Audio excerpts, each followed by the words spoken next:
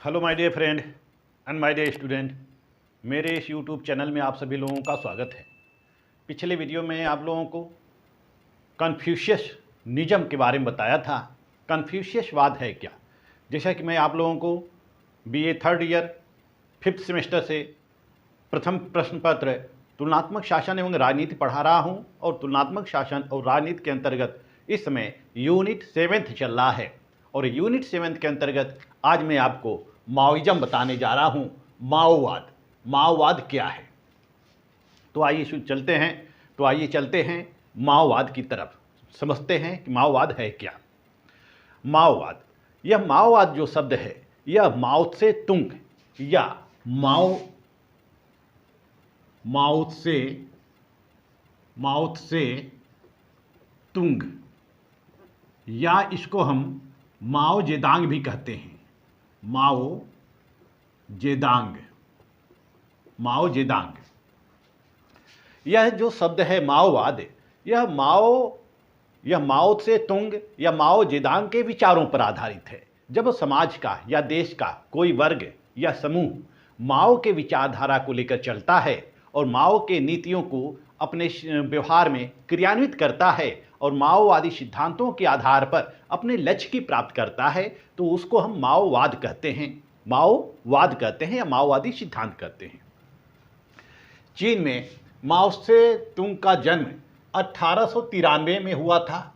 1893 में हुनान प्रांत में होता है माओ से तुंग का जन्म। फिर माओ से तुंग पढ़ता लिखता है, अपनी प्राथमिक शिक्षा पूरी करता है। प्राथमिक शिक्षा के पश्चात वह कृषि कार्य में लग जाता है। जैसा कि चीन की जो अर्थव्यवस्था होती है वह कृषि पर ही आधारित है। जिस तरह से भारत की जो अर्थव्यवस्था थी वह पूर्णतः कृषि पर आधारित थी, इसी तरह से चीन भी एक कृषि प्रधान ही देश था। तो वहाँ कृषक समुदायों का वर्चस्व था, किसानों का ही वर्चस्व था, यानी कि जो उत्पादन होता था वह किसानों के द्वारा ही किया जाता था, खेती से ही उत्पादन होता था। भारत में 70% भूभाग पर खेती होती है। चीन में भी अधिकांशतः भूभागों पर खेती होती है। वर्तमान में चीन जो है वह पूंजीवाद की तरफ बढ़ रहा है, मिल फैक्ट्रियों कल कारखाने की तरफ बढ़ रहा है। चीन में अब जगह जगह उद्योग धंधे स्थापित हो गए हैं। पूर्व में जो व्यवस्था होती थी वह पूर्णतः कृषि आधारित व्यवस्था होती थी। तो माओ से तुंग या माओ जेदांग आधुनिक चीन का साम्यवादी नेता है। आधुनिक युग का साम्यवादी नेता था और विचारक था, जिसने मार्क्सवादी सिद्धांत को चीन के परिस्थितियों के अनुरूप ढालने का प्रयास किया। मार्क्सवादी सिद्धांत, जैसा कि मार्क्स कहता है कि विश्व के मजदूरों एक हो जाओ। मार्क्सवादी सिद्धांत क्या है? इसमें पूंजीपतियों के नाश की बात कही जाती है, और श्रमिकों के वर्चस्व की बात कही जाती है। जैसा कि कार्ल मार्क्स लेनियस है, जिसने कि वैज्ञानिक समाजवाद का सिद्धांत प्रतिपादित किया, और जो समाजवाद की प्रासंगिकता नजर आती है या समाजवाद व्यवहारिक रूप में होता है तो मार्क्स के विचारों से ही होता है। मार्क्स के पूर्व जितने भी विचारक थे वह सब कल्पनावादी थे। तो समाजवाद लाने का श्रेय किसको है? वैज्ञानिक समाजवाद को है या कार्ल मार्क्स को है। कार्ल मार्क्स कहता है कि पूंजीपति जो मिल कल कारखाने, यानी कि जो उत्पादन के संसाधन है, जो वितरण के संसाधन है, उस पर पूंजीपतियों का नियंत्रण स्थापित हो गया है और वह श्रमिकों का अधिक से अधिक शोषण कर रहे हैं। तो इस तरह से जो राज्य है वह शोषण का यंत्र है। राज्य की उत्पत्ति क्यों हुई है? शोषण के लिए हुई है कि पूंजीपतियों ने श्रमिकों का शोषण करना प्रारंभ कर लिया, और उस श्रमिकों से बचने के लिए तरह तरह के उसने कानून बनाए और कानूनों की रक्षा और उस कानूनों के द्वारा वह अपनी रक्षा करने लगे। तो राज्य जो है वह शोषण का यंत्र है, शोषण का एक उपकरण है। तो उस पूंजीवादी व्यवस्था के अंतर्गत पूंजीपतियों का वर्चस्व होता है। पूंजीपति जो पूर्व में सामंती होते हैं, भूमि के मालिक होते हैं, वह जैसे ही उद्योगीकरण होता है यूरोप का, वैसे ही वह मिल फैक्ट्रियों कल कारखाने के मालिक हो जाते हैं। तो जब वह मालिक हो जाते हैं, उद्योगपति हो जाते हैं, तो वह उद्योग धंधों का संचालन करने लगते हैं। और जब उद्योग धंधों का संचालन करने लगते हैं, चूंकि उद्योग धंधों का संचालन वह स्वयं नहीं कर पाते हैं, उसके लिए श्रमिकों की आवश्यकता होती है। तो श्रमिकों की वह नियुक्ति करते हैं, श्रमिकों को अपनी मिल फैक्ट्रियों में रखते हैं, श्रमिकों से वह अधिक से अधिक काम लेते हैं और कम से कम वेतन देते हैं। तो इस तरह से श्रमिकों का शोषण होने लगता है। इस तरह से श्रमिकों का शोषण होता चला जाता है। श्रमिक बेचारे 10 घंटे काम करते हैं, मजदूरी उनको 6 घंटे की मिलती है। तो मार्क्स ने अतिरिक्त मूल्य का सिद्धांत दिया, अपने दास कैपिटल में अतिरिक्त मूल्य का सिद्धांत दिया। यह अतिरिक्त मूल्य क्या है? यह लाभांश है। यह मिलना चाहिए किसको? श्रमिकों को मिलना चाहिए था। लेकिन जाता किसके जेब में है? यह जाता है पूंजीपतियों के जेब में। यह पूंजीपतियों के जेब में चला जाता है। इस तरह से पूंजीपति दिनों दिन अमीर बनते जाते हैं और जो श्रमिक हैं वह दिनों दिन गरीब बनते चले जाते हैं। श्रमिकों की स्थिति काफ़ी दयनीय होती है। वह मुश्किल से ही अपना भरण पोषण कर सकते हैं, अपना गुजारा कर सकते हैं। वह अपने परिवार का भरण पोषण करने के लिए पर्याप्त नहीं होते हैं, सक्षम नहीं होते हैं। यानी कि जो उनको मजदूरी मिलती है वह उस मजदूरी से वह पर्याप्त नहीं होते हैं, क्योंकि सभी संसाधनों पर किसका नियंत्रण हो गया है? पूंजीपतियों का नियंत्रण हो गया है। और यह पूंजीपति श्रमिकों का शोषण कर रहे हैं। तो जब तक मार्क्स कहता है कि जब तक पूंजीपतियों का नाश नहीं होगा, पूंजीपतियों का अंत नहीं होगा, तब तक हम साम्यवादी व्यवस्था को लागू नहीं कर सकते हैं, समाजवादी व्यवस्था को लागू नहीं कर सकते हैं। तो मार्क्स कहता है कि विश्व के मजदूरों एक हो जाओ, क्रांति कर दो। किसके विरुद्ध? पूंजीपतियों के विरुद्ध क्रांति कर दो, उद्योगपतियों के विरुद्ध, बुजुर्गा वर्ग के प्रति क्रांति कर दो। क्रांति करके अपनी सत्ता स्थापित कर लो। जब क्रांति करके उनकी सत्ता स्थापित हो जाएगी, श्रमिक वर्ग की तानाशाही या सर्वहारा वर्ग की तानाशाही स्थापित हो जाएगी, तो साम्यवादी व्यवस्था लागू होगी, जिसमें सभी लोग कार्य करेंगे और सबको उनकी आवश्यकता के अनुसार उनको वेतन मिलेगा, सुविधाएं मिलेगी, उनका लाभ उनको दिया जाएगा। यानी कि न कोई गरीब होगा, न अमीर होगा, न उच्च होगा, न निम्न होगा, बल्कि सभी लोग समान होंगे। एक वर्ग विहीन समाज की स्थापना हो जाएगी। तो इस तरह से मार्क्स जो है अपने विचारों के द्वारा वह वर्ग विहीन समाज की स्थापना करना चाहता है और वर्ग विहीन समाज में ही साम्यवादी व्यवस्था लागू हो जाती है। तो जो यह माओ है, माओ जेदांग या माओ से तुंग जो है, यह मार्क्सवादी लेनिनवादी अवधारणा को थोड़ी चेंज कर देता है। मार्क्सवादी और लेनिनवादी, लेनिन भी मार्क्स के ही विचारों पर चलता है। लेनिन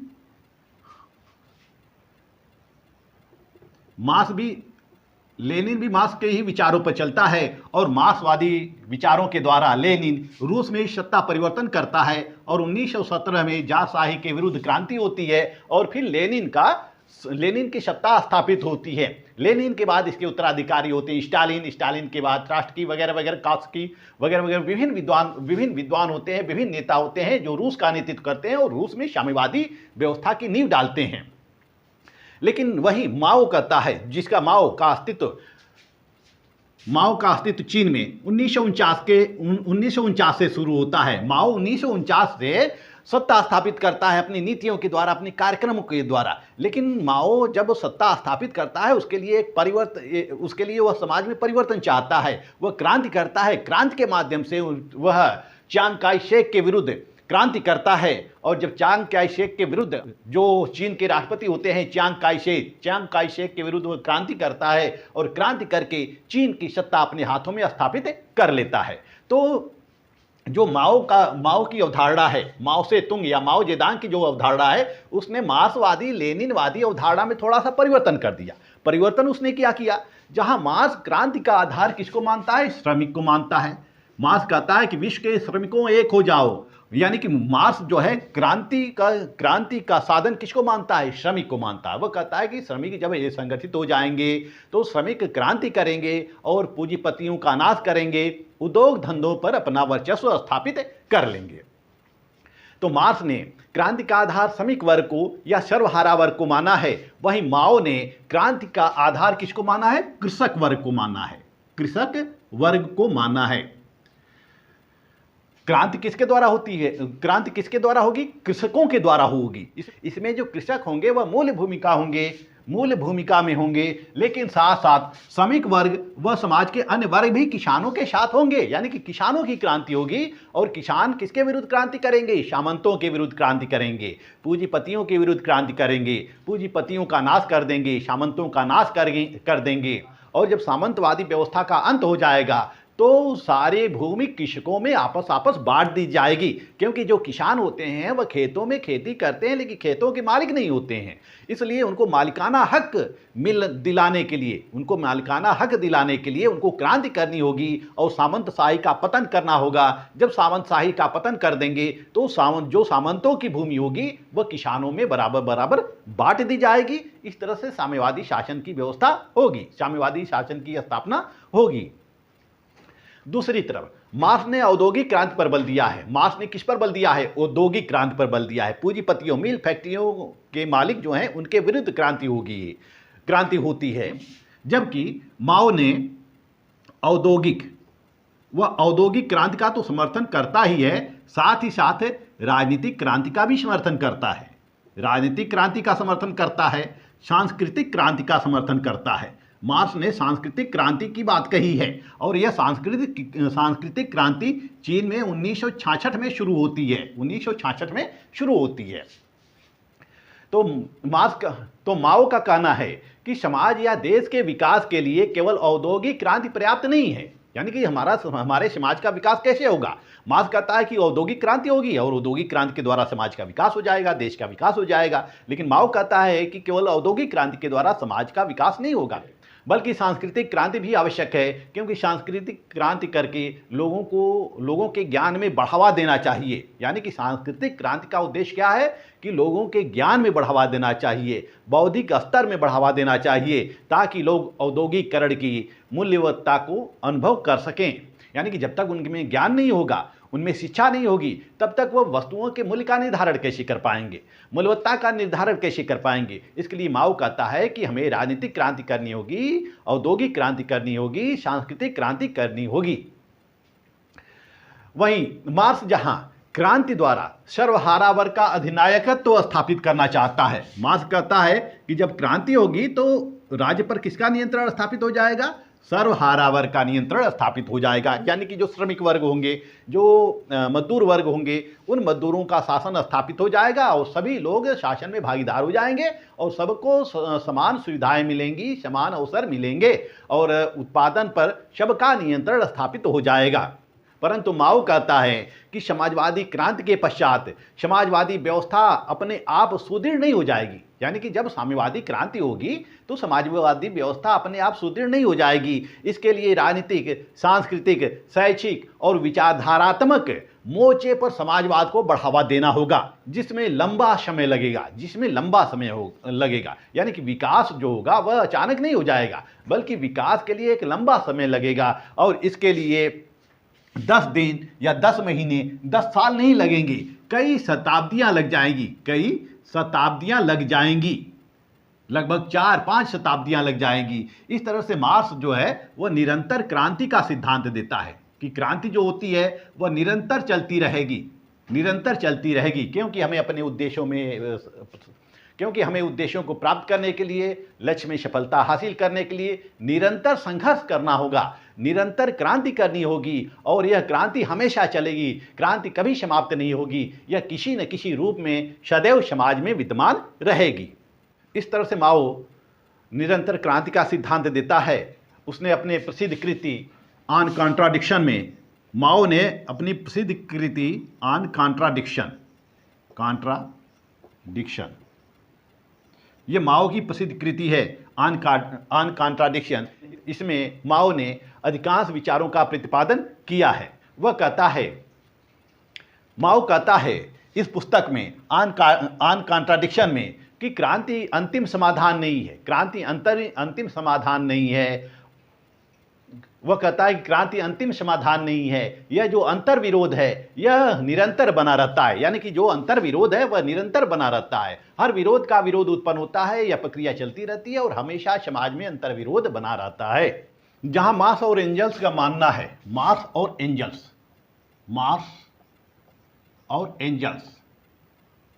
मार्क्स एक विचारक था, एंजल एक उद्योगपति का पुत्र था। यह एंजल मार्क्स को आर्थिक सहायता प्रदान करता था। तो मार्क्स और एंजल्स का ये कहना है कि सर्वहारा वर्ग की स्थापना हो जाने के पश्चात एक वर्ग विहीन समाज का निर्माण होगा और सभी अंतर्विरोधों का अंत हो जाएगा। यानी कि जब समाज में वर्ग विहीन समाज का निर्माण हो जाएगा तो किसी प्रकार का विरोध नहीं रहेगा, ऊंच नीच अमीर गरीब किसी प्रकार का विरोध नहीं रहेगा, सारे जो अंतर्विरोध होंगे वह समाप्त हो जाएंगे। परंतु माओ का कहना है कि जब सर्वहारा वर्ग सत्ता संभाल लेगा तब भी अंतर्विरोध का नियम सक्रिय रहेगा और जिस पर मनुष्य का वश नहीं रहेगा। यानी कि उस पर जब सर्वहारा वर्ग सत्ता संभाल लेगा तो भी अंतर्विरोध मौजूद रहेगा, उस पर मनुष्य का वश नहीं रहेगा, मनुष्य का वश नहीं है, मनुष्य के वश में नहीं होगा कि वह अंतर्विरोधों को समाप्त कर दे, बल्कि निरंतर नए नए विरोध उत्पन्न होते रहते हैं। इस तरह से माओ ने अंतर्विरोध के सिद्धांत को शाश्वत माना है, एक शाश्वत प्रक्रिया माना है, निरंतर चलने वाली प्रक्रिया माना है। आइए देखते हैं माओ के कुछ प्रमुख सिद्धांत, माओ ने किस प्रकार के सिद्धांत दिए हैं।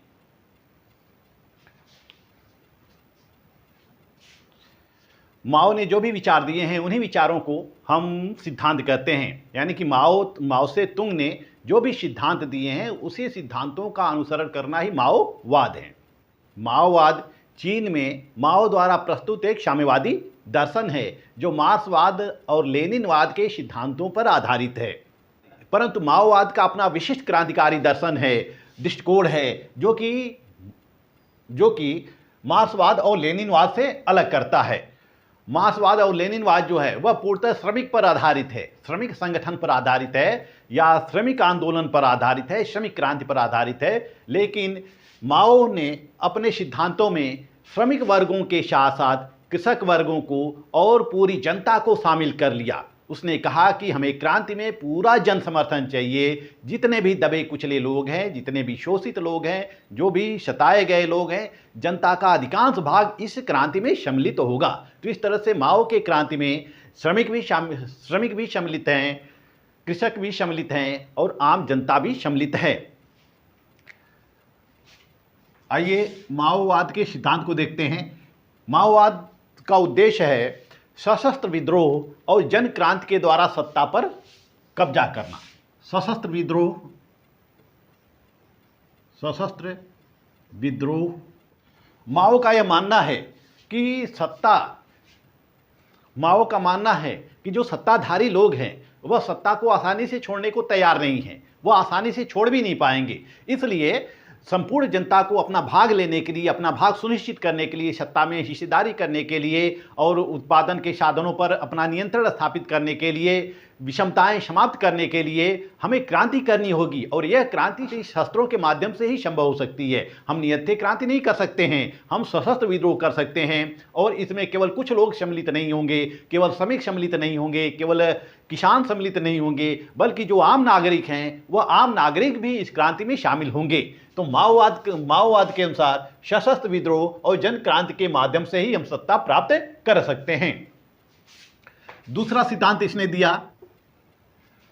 सिद्धांत इसका है दीर्घकालिक जनयुद्ध का सिद्धांत।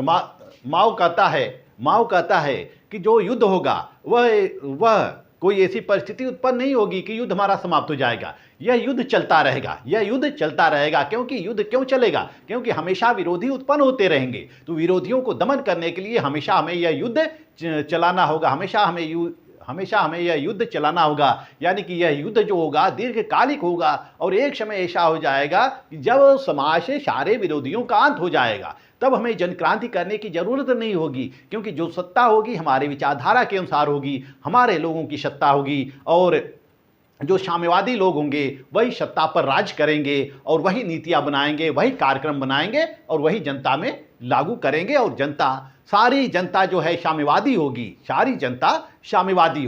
इस तरह से हम आज भी देख सकते हैं कि चीन में साम्यवादी विचारधारा है और वहाँ सभी लोग साम्यवादी हैं, वहाँ पर विरोधी दल नहीं है। यदि कहीं विरोधी दल उत्पन्न होते हैं या विरोधी व्यक्ति उत्पन्न होते हैं तो उनका दमन कर दिया जाता है, निर्ममतापूर्वक विरोधियों को कुचल दिया जाता है।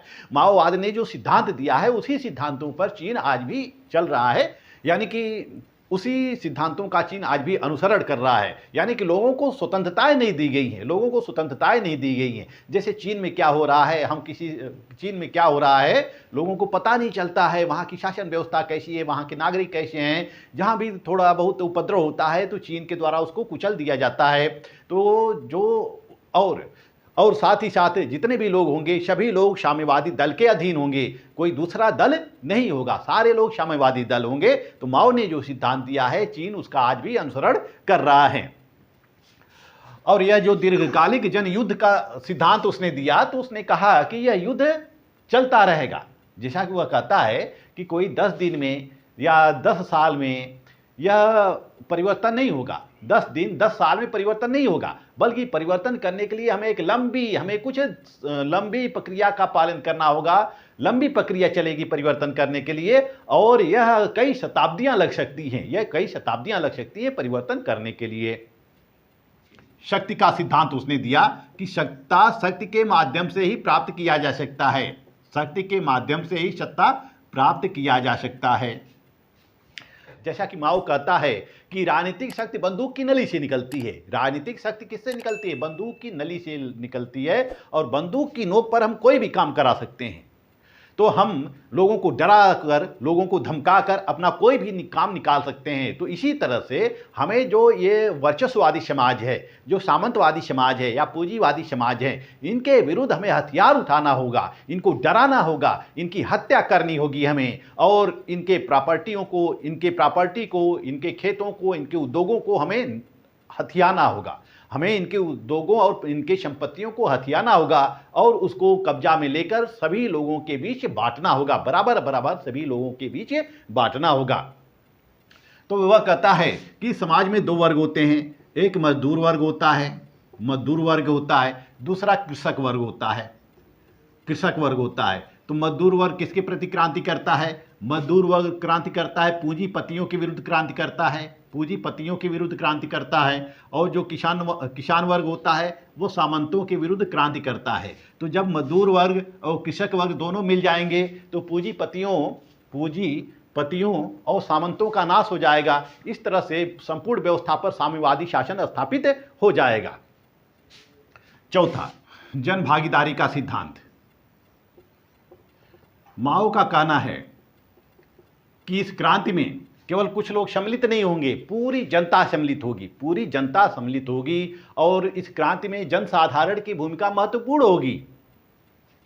किसी भी क्रांति में जनसाधारण की भूमिका महत्वपूर्ण होती है। कोई भी क्रांति हुई है, इतिहास उठाकर हम देख लें, कोई भी क्रांति होती है तो उस क्रांति में केवल क्रांतिकारी ही सम्मिलित नहीं होते हैं, बल्कि जनता का समर्थन होता है, जनसाधारण का समर्थन होता है, तब जाकर क्रांति अपने उद्देश्य में सफल होती है। तो जब तक जनता जागृत होकर क्रांति में भाग नहीं लेती है तब तक उन्हें उनका भाग नहीं मिलेगा। हमें अपना भाग लेने के लिए हमें सशस्त्र क्रांति करनी होगी और सभी जनता को क्रांति करनी होगी, क्योंकि सबसे गरीब वर्ग या सबसे दबे कुचले क्या है? जनता है। किसके विरुद्ध?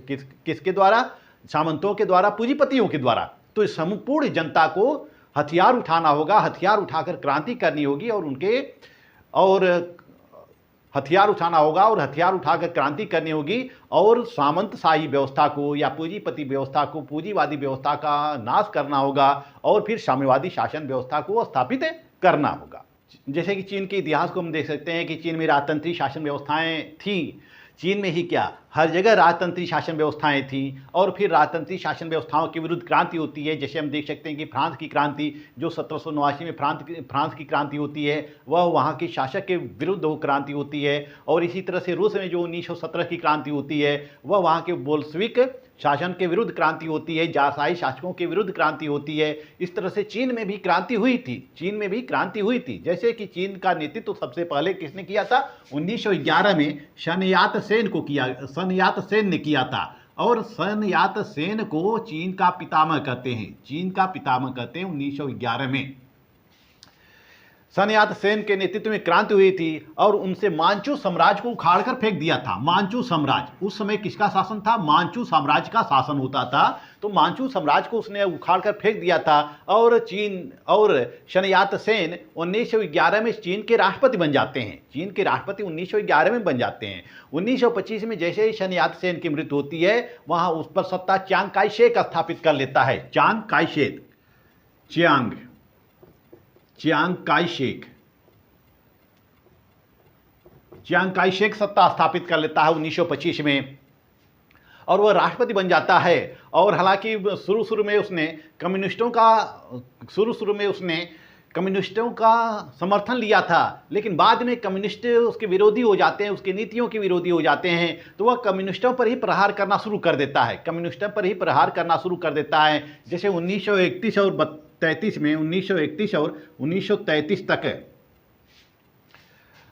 1931 और 1933 के बीच चियांग काई शेक ने कम्युनिस्टों के विरुद्ध सफाया अभियान शुरू किया और जितने भी कम्युनिस्ट थे, जितने भी साम्यवादी थे, सबको खोज कर मारा जाने लगता है, सबकी हत्या की जाने लगती है। और 1946 में फिर क्या होता है, चीन में भयंकर गृह युद्ध छिड़ जाता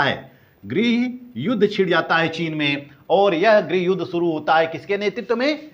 माओ के नेतृत्व में यह गृह युद्ध शुरू होता है। और परिणाम यह होता है कि 1949 में चियांग काई शेक की गद्दी चली जाती है और माओ वहां का राष्ट्रपति बन जाता है। माओ के हाथ में चीन की सत्ता हो जाती है, क्योंकि चियांग काई शेक की विशाल सेना के सामने माओ के सैनिक कुछ भी नहीं थे, लेकिन माओ ने गोरिल्ला या छापामार युद्ध का समर्थन किया था, गुरिल्ला युद्ध की नीति अपनाई थी। तो चियांग काई शेक के जितने सैनिक होते हैं सब धराशायी हो जाते हैं, सब हार जाते हैं। और माओ के नेतृत्व में जो छोटी सी सैनिक टुकड़ी होती है, वह गुरिल्ला युद्ध करके या छापामार युद्ध करके वह चियांग काई शेक की सेना पर विजयी हो जाती है। और फिर अक्टूबर 1949 में माओ ने चीनी जनवादी गणराज्य की स्थापना की। फिर माओ ने 1949 में चीनी जनवादी गणराज्य की स्थापना की और फिर उसने कम्युनिस्ट शासन पद्धति को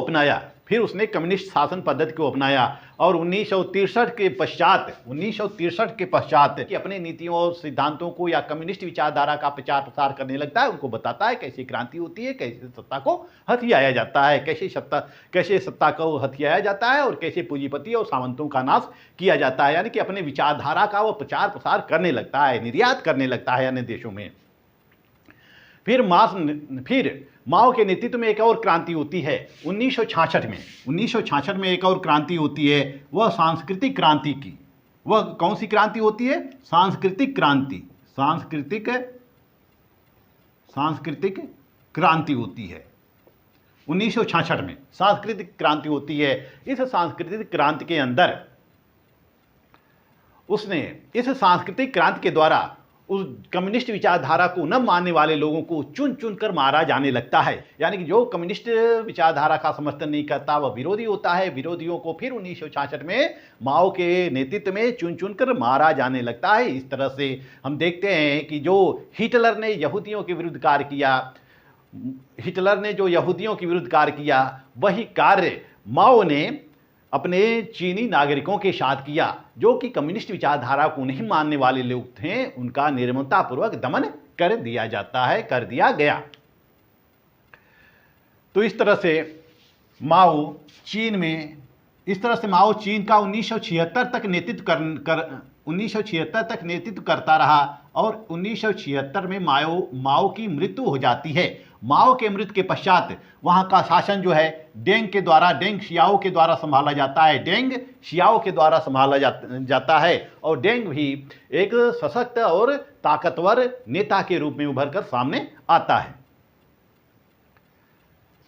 तो इस तरह से हम देखते हैं कि माओ ने अपने सिद्धांतों में जनता की भागीदारी को सुनिश्चित किया। उसने कहा कि जब तक जनता हमारे क्रांति में साथ नहीं देगी तब तक हम सफलता को प्राप्त नहीं कर सकते हैं। क्योंकि जो चीनी सेना है या चियांग काई शेक की सेना थी, वह तो कुछ ही थी, लेकिन जनता अधिकांश थी। सब जनता मिलकर जब क्रांति कर देंगे तो चीनी सेना या चीनी सरकार या चियांग काई शेक की सरकार उनकी कुछ नहीं बिगाड़ सकती। वह शासन पर अपना प्रभुत्व स्थापित कर लेंगे। पांचवा सिद्धांत है उसका सामंतवाद, पूंजीवाद और साम्राज्यवाद का विरोध।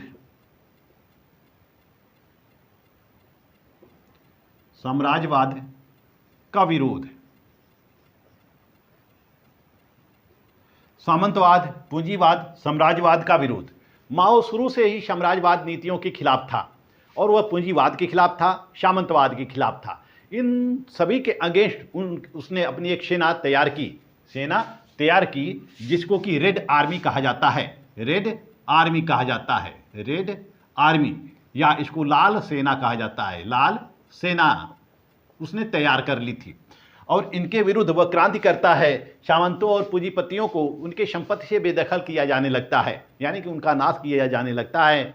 वह पूंजीवाद के शव पर साम्यवाद का महल खड़ा करना चाहता था, इसलिए वह पूंजीवाद का समूल नाश कर देना चाहता है और सामंतवादी व्यवस्था का भी अंत करके जो सामंतों की जो भूमि होती है, जो बड़े बड़े भूभाग के मालिक होते हैं, उन भूभागों को वह किसानों में बांट देता है, छोटे छोटे किसानों में बांट देता है। इसी तरह से पूंजीपति जो बड़े बड़े उद्योगों के मालिक होते हैं, उनके उद्योगों पर कब्जा करके उस पर वह जनता का भाग सुनिश्चित करता है। इसी तरह पूंजीपतियों के जो उद्योग धंधे होते हैं उनको वह जनता के नियंत्रण में स्थापित कर लेता है, यानी कि साम्यवादी शासन के अधीन कर लेता है। क्योंकि जब साम्यवादी शासन होगी तो उसमें सबकी भागीदारी होगी, सबका उसमें अंश होगा, सभी लोग कार्य करेंगे और सभी लोग उसमें से अपना लाभांश प्राप्त करेंगे। उसने एक सिद्धांत दिया, द्विविश्व का सिद्धांत, द्विविश्व का सिद्धांत, द्विविश्व का सिद्धांत। यह द्विविश्व का सिद्धांत उसने प्रतिपादित किया। इसके अंतर्गत उसने कहा कि इस पूरे संसार में दो ही विश्व हैं, एक पूंजीवादी देश हैं और दूसरा साम्यवादी देश हैं। एक पूंजीवादी देश है, दूसरा साम्यवादी देश है। पूंजीवादी देशों में अमेरिका और उसके साथी शामिल हैं, साम्यवादी देशों में चीन और उसके साथी शामिल हैं। जो साम्यवादी देश या पूंजीवादी देशों से अलग है उनका कोई अस्तित्व नहीं है। जैसा कि उसने भारत पर कटाक्ष करते हुए कहा था कि भारत ने गुटनिरपेक्षता की नीति अपनाई है। तो जो देश गुटनिरपेक्षता की देश अपनाते हैं यह एक धोखा है, उनका अस्तित्व ही नहीं है। केवल विश्व में दो ही विचारधाराओं का अस्तित्व है, एक पूंजीपति वर्ग, एक पूंजीवादी देशों का और दूसरा साम्यवादी देशों का। तीसरे देश का औचित्य ही नहीं है। तो इस तरह से माओ द्विविश्व का सिद्धांत प्रतिपादित करता है कि इस पूरे संसार में केवल दो ही विश्व हैं, दो ही विचारधाराएं हैं, एक पूंजीवादी, एक साम्यवादी। गुटनिरपेक्षता क्या है? यह एक प्रकार का ढोंग है। 7वां है लोकतंत्रात्मक अधिनायकवाद।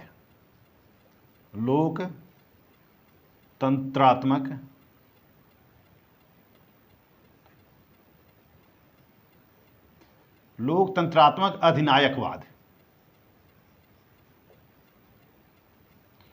यानी कि डेमोक्रेसी डिक्टेटरशिप। माओ ने इस संबंध में कई पुस्तकें लिखी हैं, जैसे कि न्यू डेमोक्रेसी, नव लोकतंत्र जिसको वह कहता है, new democracy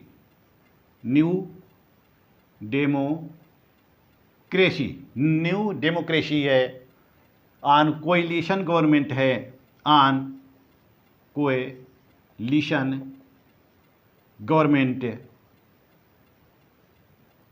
on coalition government है। कई किताबें माओ ने लिखी हैं। उन किताबों में उसने लोकतंत्र अधिनायकवादी सिद्धांत का समर्थन किया है। माओ के विभिन्न रचनाओं से यह स्पष्ट होता है कि माओवाद साम्यवादियों के लिए लोकतंत्र है और गैर साम्यवादियों के लिए अधिनायक तंत्र है। यानी कि जो साम्यवादी शासन को मानते हैं, साम्यवादी विचारधारा को मानते हैं, उनके लिए उस देश में लोकतंत्र हैं। जो साम्यवादी शासन को नहीं मानते हैं, साम्यवादी विचारधारा को नहीं मानते हैं, उनके लिए अधिनायक तंत्र हैं। इसीलिए माओ ने जितने भी विरोधी होते हैं, जो साम्यवाद के विरोधी होते हैं, सबकी हत्या करना शुरू कर दिया था, सबका दमन करना शुरू कर दिया था। तो इस प्रकार दोनों मिलकर लोकतंत्र अधिनायकवाद हो जाता है। यानी कि जो साम्यवादी शासन को स्वीकार करता है उनके लिए तो वह साम्यवादी शासन व्यवस्था है, वह लोकतंत्र है। जो साम्यवादी शासन व्यवस्था को स्वीकार नहीं करता है उसके लिए वह क्या है? उसके लिए वह डिक्टेटर्स है, यानी कि तानाशाह है, वह उनका दमन कर सकता है। माओ की शासन व्यवस्था लोकतंत्र इसलिए है कि वह जनता के हितों की पूर्ति के लिए शासन करता है। लोकतंत्र क्यों है? क्योंकि साम्यवादी व्यवस्था आम जनता के लिए ही शासन करता है, आम जनता के हितों की पूर्ति के लिए ही शासन करता है। और अधिनायकवादी इसलिए है कि अपने विरोधियों का दमन करता है। तो इस तरह से माओ अधिनायकवादी लोकतंत्र की स्थापना करता है, अधिनायकवादी लोकतंत्र का सुझाव देता है। नेक्स्ट पॉइंट है, 7वां है, 8वां पॉइंट है, 8वां पॉइंट है व्यक्ति पूजा का प्रतिष्ठापक, यानी कि वह व्यक्ति पूजा को महत्व देता है, व्यक्ति पूजा को महत्व देता है। लेनिन ने यह स्वीकार किया था कि जो दल के उच्च पदों पर लोग हैं, जो दल के साम्यवादी दल के उच्च पदों पर लोग जो हैं, वही लोग दल के लिए नीतियां बनाएंगे, कार्यक्रम बनाएंगे। लेनिन ने किसी व्यक्ति की बात नहीं कही थी, लेनिन ने किसी व्यक्ति की बात नहीं कही थी, किसी व्यक्ति की बात नहीं कही थी, या व्यक्ति पूजा की बात नहीं कही थी, परंतु माओ जो था वह चीन का अधिनायकवादी नेता बन जाता है। स्वयं को माओ सर्वोच्च समझने लगता है, सर्वश्रेष्ठ समझने लगता है। माओ ने व्यक्ति पूजा को बढ़ावा दिया। माओ का विचार था कि जो कुछ भी है वह मैं ही हूँ, जो कुछ भी है वह मैं ही हूँ, और मेरे ही आदेश अंतिम आदेश हैं। तो इस तरह से माओ का जो अंतिम आदेश होता था वह कानून बन जाता था, और इस तरह से माओ चीन का तानाशाह बन बैठा था। माओ ने जो लिखी थी पुस्तक, लाल पुस्तक, माओ ने जो पुस्तक एक लिखी जिसको हम लाल पुस्तक के नाम से जानते हैं, रेड बुक के नाम से जानते हैं, यह घर घर पढ़ी जाने लगी। माओ ने इस लाल पुस्तक को घर घर पढ़ना अनिवार्य कर दिया। जो भी माओवादी सिद्धांतों का विरोध करता था उसको कुचल दिया जाता था। साम्यवादी नीतियों का जो विरोध करता था उसको कुचल दिया जाता था।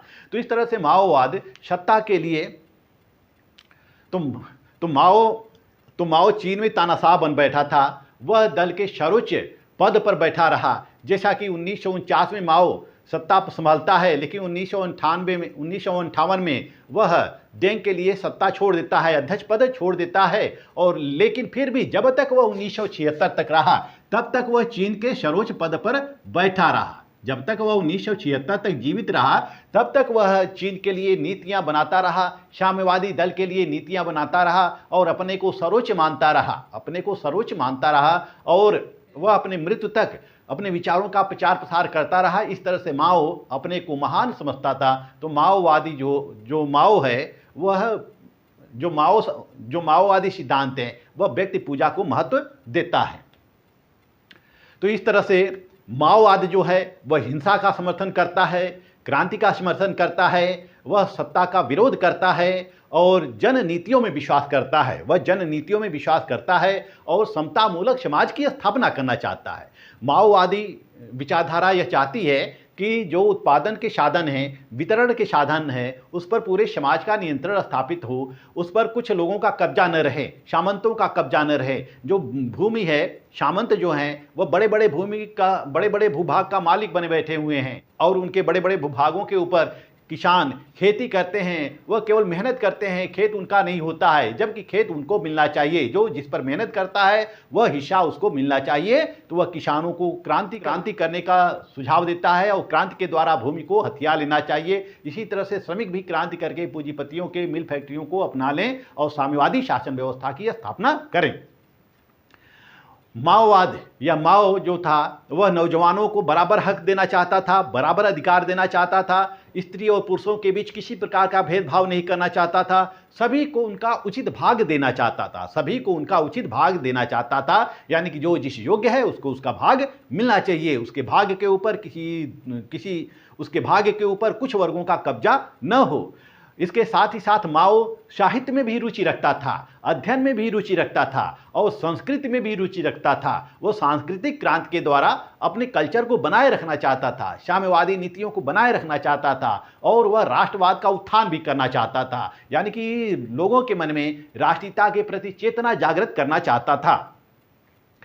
परंतु कुल मिलाकर माओवाद जो है युद्ध की अनिवार्यता पर बल देता है, इसलिए इस माओवादी सिद्धांत को नकारात्मक दृष्टि से देखा जाता है, क्योंकि इसके कोई भी लक्ष्य, कोई भी उद्देश्य, कोई भी सफलता बिना युद्ध के प्राप्त नहीं की जा सकती है।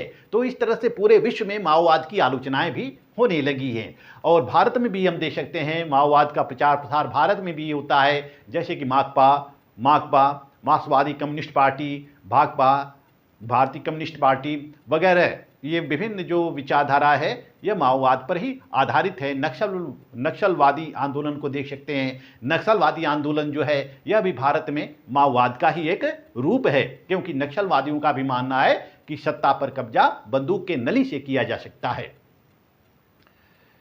तो इस वीडियो के अंतर्गत मैं आपको माओवाद क्या है, माओ कौन था, माओ से तुंग यह चीन का नेता था, और माओवाद क्या है, माओवाद के सिद्धांत क्या है, यह 8 पॉइंट मैंने बताए हैं। पहला पॉइंट है सशस्त्र विद्रोह, जन क्रांति के द्वारा सत्ता प्राप्त करना। दूसरा है दीर्घकालिक जन युद्ध का सिद्धांत, यानी कि हमेशा युद्ध चलता रहेगा जब तक संपूर्ण रूप से समानता स्थापित नहीं हो जाती। तीसरा है शक्ति का सिद्धांत, हम शक्ति के द्वारा ही कोई कार्य कर सकते हैं।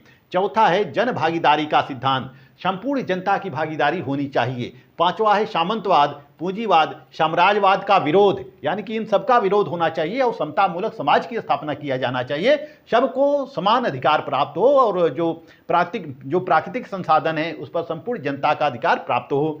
छठा है द्विविश्व का सिद्धांत, वह केवल 2 ही विचारधारा को मानता था, एक साम्यवादी एक पूंजीवादी। तीसरा, जैसे कि भारत गुटनिरपेक्ष देश है तो भारत को वह नहीं मानता था, भारत को वह कटाक्ष करता, भारत के लिए वह कटाक्ष करता था कि ये सब धोखा है, छलावा है। सातवां है लोकतंत्र अधिनायकवाद, यानी कि जो साम्यवादी नीतियों को मानने वाले हैं उनके लिए तो लोकतंत्र व्यवस्था लागू होगी, जो साम्यवादी नीतियों को मानने वाले नहीं हैं उनका दमन किया जाएगा। तो इस तरह से उसका शासन लोकतंत्रात्मक और अधिनायकवाद दोनों है। आठवां है व्यक्ति पूजा को महत्व है या व्यक्ति पूजा का प्रतिष्ठापक, जिस तरह से मुसोलिनी और हिटलर व्यक्ति पूजा में विश्वास करते थे, इसी तरह से माओ भी व्यक्ति पूजा में विश्वास करता था, वह अपने को सर्वोच्च मानता था। और 1949 से लेकर 1976 तक स्वयं अकेले वह चीन का नेतृत्व करता रहा। इस वीडियो में बस इतना ही। नेक्स्ट वीडियो में मैं आपको बताऊंगा चीन की राजनीतिक व्यवस्था की विशेषताएं। मेरा वीडियो आपको अच्छा लगे तो मेरे चैनल को लाइक, सब्सक्राइब और शेयर करते रहिए। मिलते हैं नेक्स्ट वीडियो में, तब तक के लिए धन्यवाद।